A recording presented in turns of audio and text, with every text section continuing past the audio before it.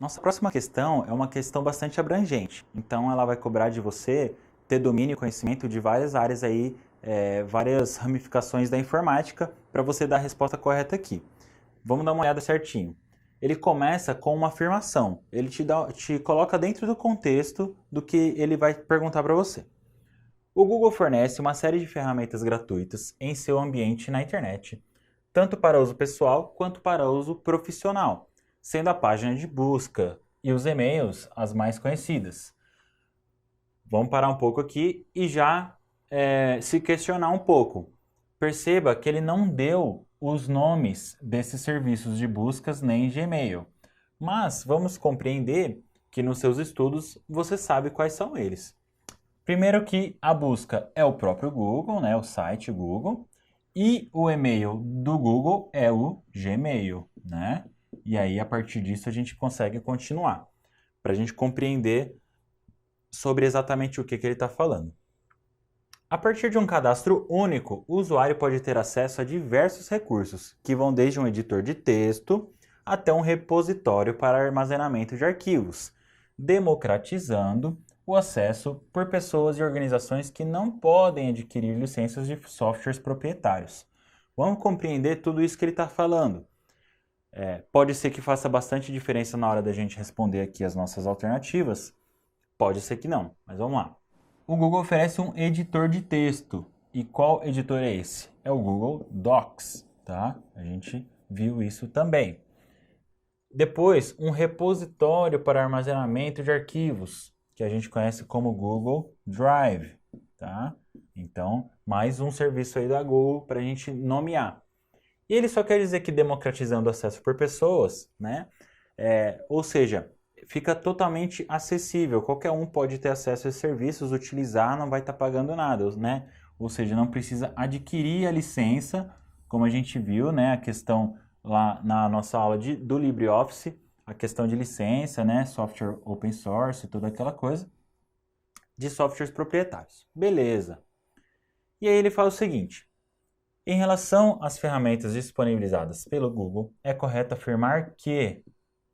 Então, olha só, a gente vai precisar ler todas para falar qual delas está correta. Então, vamos lá. Letra A. A edição de textos e a criação de planilhas eletrônicas são feitas em uma única ferramenta conhecida como Microsoft Office 2013 Professional. Primeira coisa, a gente não pode confundir aqui, ó, nada da Microsoft com a Google. Então aqui, de cara, a hora que você lesse Microsoft, você já tinha que saber que essa resposta é a errada, né? Então, o Office é o grupo de ferramentas de produtividade, escritório, desenvolvida pela Microsoft. Não tem nada a ver com Google aqui. Então, de cara, a gente já eliminaria essa resposta, tá? Ela está totalmente errada. A letra B. O compartilhamento de arquivos no Google Drive pode ser feito apenas com usuários que possuem e-mail ativo do Gmail.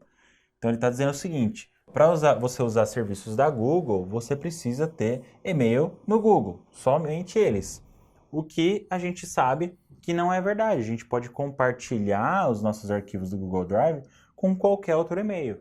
Então a Google oferece esse serviço aí bem tranquilo. Se o cara tiver Hotmail, se o cara tiver um Yahoo, qualquer outro, ele consegue compartilhar os arquivos dele numa boa. Então a resposta B é a errada, tá? Resposta C. O Google Chrome é um navegador web exclusivo e oficial, ó, das empresas para acesso a sites que apresentam vulnerabilidades de segurança. Então, a gente sabe que isso não é verdade. Ele não é nem exclusivo e nem oficial. Ele é aberto, qualquer um pode utilizar. Então, a C também está errada.